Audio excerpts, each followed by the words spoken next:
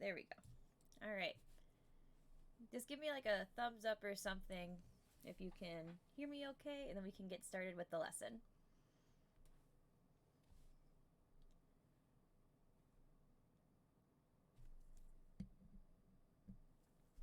Hello? See, I have 9 viewers so far. You're good. Thank you. Okay. So we started lesson 3 last week, but we ended on such a weird note. I'm going to do those first 2 questions that we did together and keep going. Thanks so much for tuning in live. So, accumulation functions in applied context. So, let's begin. Oh, actually, before we begin, if you have your lesson 2 notes handy, those would be great, because we're going to be using the formulas from lesson 2. So if you can see those, either write them down or take out your lesson 2 notes, the front page, the bottom, so displacement, distance, and actual position. Those are going to be what we need for this lesson. So I'll hold this up there for a second.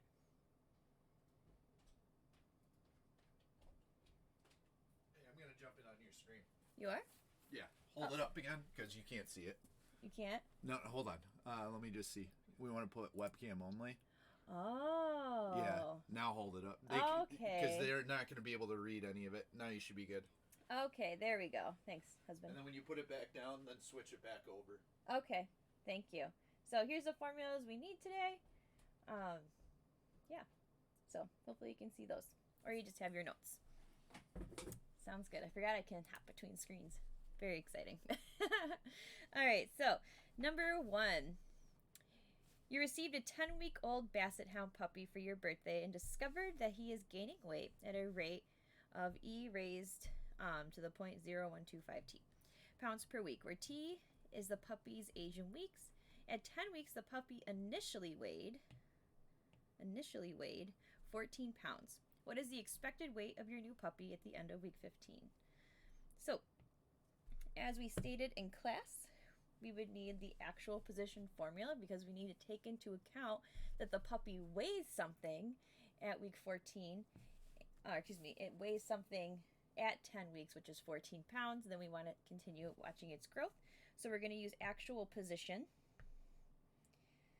So we're going to have 14 plus the antiderivative. Our bounds are going to be, we know he's 14 pounds at week 10, and we're looking to week 15. So our bounds are going to be 10 to 15 of the function e to the 0.0125 t dt. And then we can just plug this all in our calculator. Alpha window if you forgot.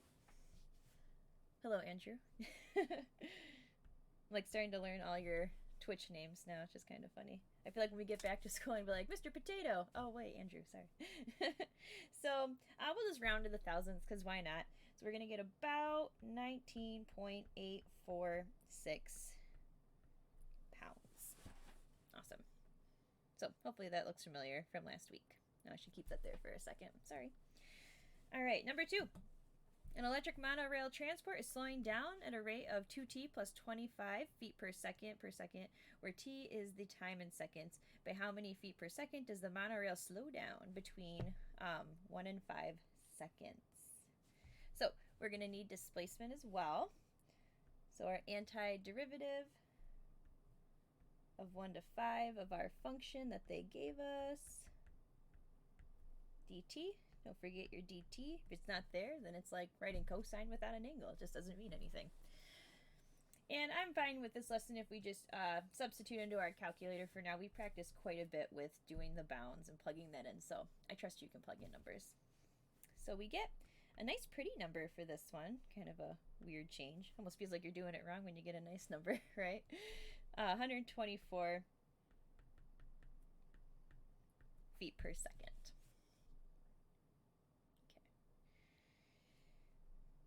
The number of liters in an oil tank is changing at a rate, R of t is 0.26 t liters per minute, where t is the time in minutes. Initially, the tank contained 14 liters of oil.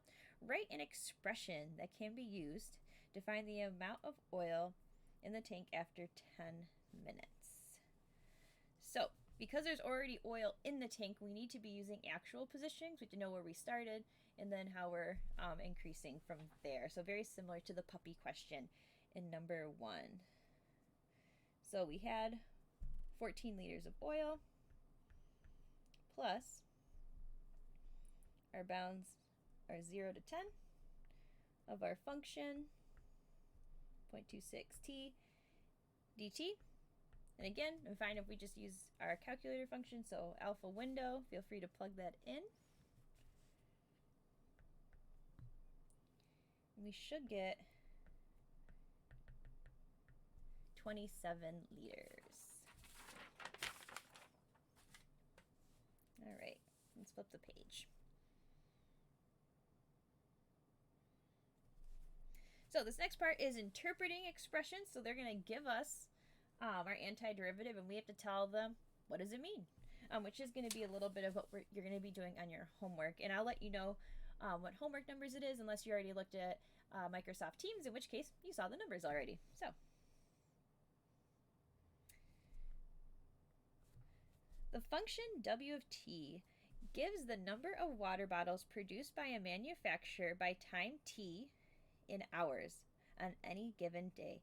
Explain the meaning of the expressions. We have the antiderivative with bounds 4 to 8 of w prime of t dt. So the antiderivative of the first derivative cancels each other out. That's cool. So we have the number of water bottles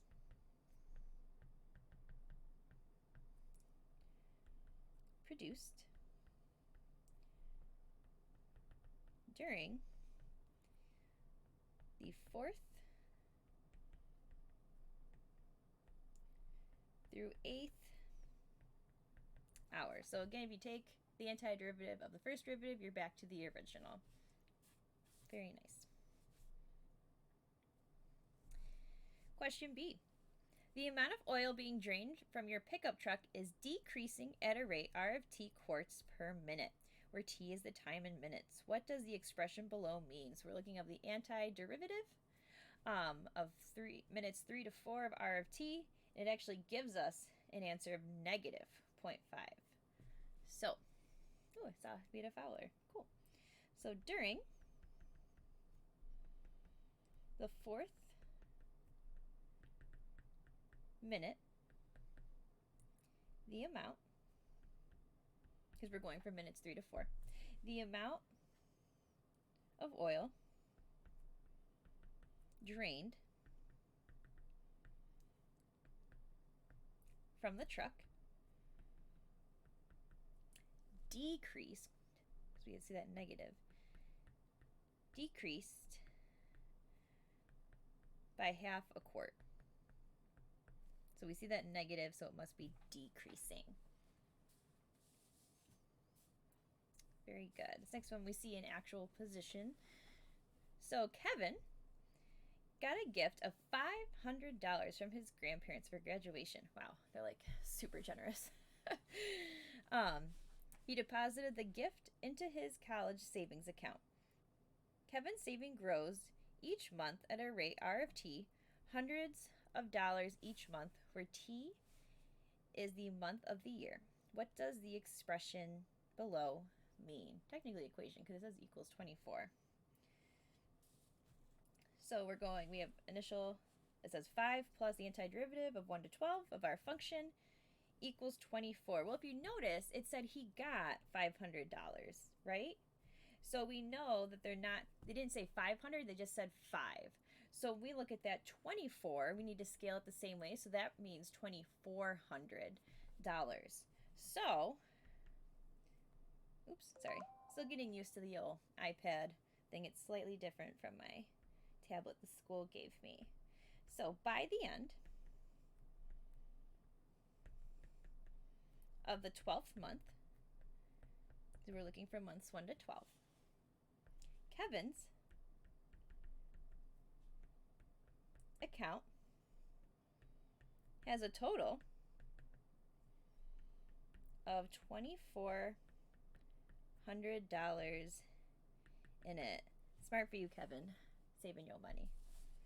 Though, if that's how much he's getting after 12 months, I need to join his bank because that is some good rates. Awesome. I'm going to go out of order for just a moment. If you could flip to example 6, I like the visual on it better, then we'll go back to example 5. So we're going to come back to this. I'm not killing it off. But I want to look at the graph problem first. All right. So the graph at the right shows the rate in gallons per hour at which storm water is being pumped from an overflow canal. Find the approximate number of gallons pumped from the canal in the 24-hour period. I should have stated we're going to use the trapezoidal method. So let's draw on our trapezoids. I don't know if I can do straight lines. Okay, I thought it would straighten itself out. So hopefully your trapezoids are going to look slightly nicer than mine because they're a little wiggly.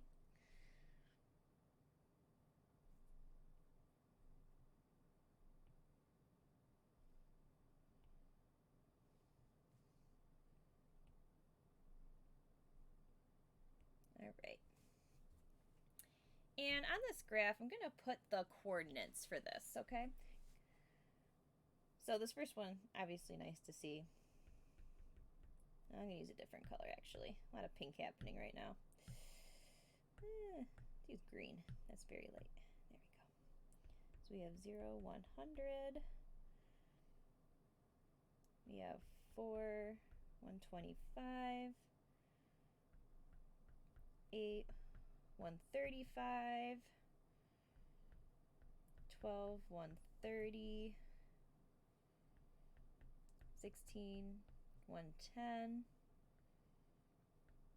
20, 85, and 24, 65. So I know that's about what I estimated them to be.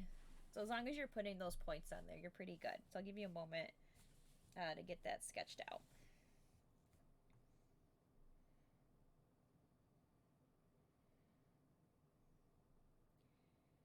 And just to recall, the area of a trapezoid is 1/2 times the height plus the sum of the bases. And remember that the bases must be parallel, okay? So for our bases, actually, I'm going to do my little parallel arrows on here. And then these are the heights. Height, height, height, height. So our trapezoids are just sideways. No big deal. We've been dealing with that quite a bit, I think, this year. All right. So, we need gallons of storm water. And that's going to be the antiderivative. My bounds are going to be 0 to 24. That's a weird looking 0. There we go. Well, it's slightly sketchy, but we'll roll with it. Oh my god! iPad's not my friend. It's okay. We're learning together. Of this function, r of t dt. Okay. So if we notice with our bases, if we look at all of those trapezoids that we drew in, your bases are overlapping. Like I'm going to use this height, or excuse me, this base of 125 twice. I'm going to use the base of 135 twice. I'm going to use the base of 130 twice. I'm going to use the base of 110 twice and the base of 285 twice. So you've got a choice here. You can write out all of those little trapezoid area formulas, which I'm lazy, so I'm not. I'm just going to do an abbreviation. So as we see, all of our heights here are 4, which is really nice. So I'm just going to abbreviate how I'm going to show this. So it's going to be 1/2 times 4, but then I'm going to do all of my bases inside of brackets. So the 100, I'm only using once. But as we said, the 125 overlaps onto 2 trapezoids, so I'm going to use that twice. Similarly, for 135, that overlaps. I'm going to be using that twice. I'm going to be also using the 130 twice. I'm going to be using the 110 twice, the 85 twice, but the 65 only once. Okay, so I'm just going to abbreviate mine like that so it's a little easier. You can plug that whole shebang in your calculator all at once, or we can just work on the inside and the outside separately. So 1/2 times 4 is obviously 2. And I'll give you a minute to type in that super sum. What you should get is 1,335, which will give us 2,670 gallons for our final answer. Okay. When you're good, we're going to flip back up to example 5.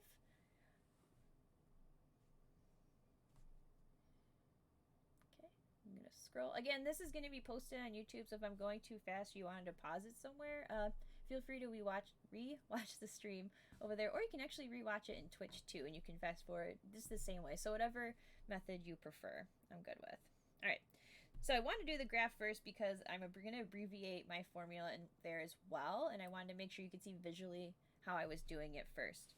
So, table problems. A city bus is accelerating from 0 to 18 seconds. The data from the acceleration a of t is recorded in the table below. If the velocity at t equals 0 is 6 feet per second, find the approximate velocity at t equals 18 using the trapezoidal sum. So up here, let me change my color. This information really means that like v of 0 equals 6. Okay. And we want 18. So what we're going to do is v of 18 equals our v of 0 plus the antiderivative from 0 to 18 of our acceleration function. So if I do the antiderivative of my acceleration function, I'm going to get my velocity function. So, and we're using a trapezoidal sum. So we kind of got a picture like our trapezoids from the last one. If we look at our time, this one's nice because 0 to 3 is 3 seconds, 3 to 6 is 3 seconds, 6 to 9 is 3 seconds, etc. They're all increasing by 3 seconds. So 3 seconds is going to be our height. So I can do my abbreviated version again. Woo! Super nice there. Let me go to purple. So we already said our initial is 6. Plus, if I do my trapezoid, I have 1/2 times the height, which we said is 3. Times, now we got to think about if we were physically drawing all these trapezoids bundled up together, like in that curve, like example 6, you know, which ones would be shared and which ones wouldn't. One will not be shared, but the rest until we get to the end will also be shared. So 2 times 4 plus 2 times 6 plus 2 times 8 plus 2 times 7 plus 2 times 9, and then the last one, 10, is not going to be used, just like we saw on that last question that I did. So we can enter this whole shebang in your calculator all at once, up to you. I kind of ran myself out of space here. That's okay. And we do get a nice pretty number of 124.5 feet per second. Okay. Awesome. Now we can scooch back over to example 7, which is our last one. You can shrink it with the scissor tool. Oh, I guess I could shrink it with the scissor tool. Thank you, Onyx0SE. I think that's Josh? I don't know. Thank you. I forgot if I could do that. All right, so let's scooch you over to our last problem. Find the cost to produce 50 widgets if the initial cost, ooh, that sounds important, is $1,800, and c prime of x is the function 155 minus 30x plus x squared. Slightly bothers me that they don't give it to you in standard form, but to each their own. Let x be the number of items of a widget produced. let C of x be the cost to produce x widgets. C prime of x, so the first derivative, is called the marginal cost, the cost to produce one additional widget if currently x items are produced. That is, C prime of x is approximately C of x plus 1 minus C of x. Wow, sounds like a mouthful. This is awesome, by the way. Thank you. I tried. We'll see if you think it's still awesome in 3 weeks. All right. So we're looking for 50 widgets. We have an initial cost, so that all looks super important, and we're given our function. So what we're going to do is C of 50 minus C of 0. So we're going to look at our antiderivative from 0 to 50 of C prime of x dx, which we know what our C prime of x is. It is 155 minus 30x plus x squared dx. And I'll let you type that in your calculator all at once. So take a moment to do that. Remember, again, it's alpha window. Side note, if you forgot your calculator at school, Desmos has a free calculator. Just go to desmos.com/calculator. You will have, it won't be exactly like your graphing calculator, but it'll be close for now. So since we're talking about cash money here, let's round to the nearest hundredth. So we get about 11,916.67 cents. So C of 50 is going to be that amount. But remember that we need to include our initial, which was that $1,800. So got to combine that together as well. So the total cost of producing 50 widgets is the sum of those two numbers up there that I wrote, $13,716.67. Very good. So if you need any help or clarification, I have AP exclusive office hours today from 1 to 2. Office hours are not mandatory, but they're nice if you check in with me. And that specific time frame is only for AP students. So you're not going to see an Algebra 1 student popping in there or anything like that. Your homework numbers, which I believe I stated are due on Monday, but check the team just to be safe. So on 8.3, ooh, that's very light, isn't it? Let's do that. Okay, so your homework on 8.3 will be numbers 1, 2, 3,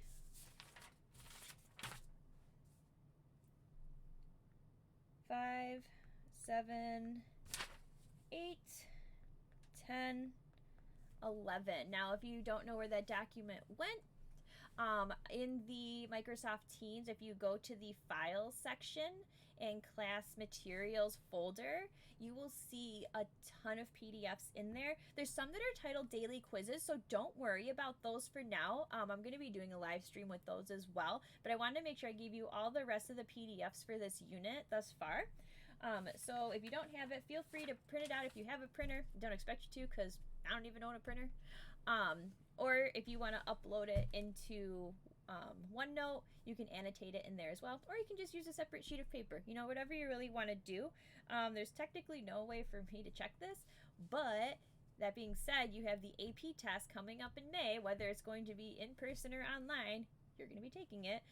So I really want you to be actively doing these problems. I will post the answer key on Monday to this homework in the Teams. I'll make a folder that says answer keys, and I'll drag all the answer keys in there. My next video is going to be on Monday. I don't think I decided exactly the time. I'm thinking the afternoon, 2:30ish. I'm going to be doing a morning video with my pre-calculus class. And thank you for those of you who filled out the survey. And any questions about AP Digital Class Land that you would like me to answer?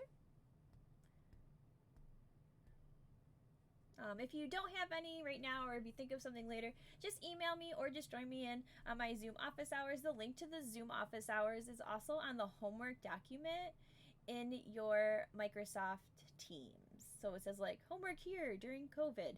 Click that. It'll show you when I'm going to be going live, and it'll be showing you what the homework is based off that live video. Also, there were 3 of you who have not finished your Khan Academies from Friday. Get on that because they're very important, and it deals with the velocity, acceleration, and initial function stuff. And I know that can be a little sketchy, especially because we write things slightly different from your physics class. So, hope you have an awesome day. Let me know if you have questions, and I'll see you soon. Bye.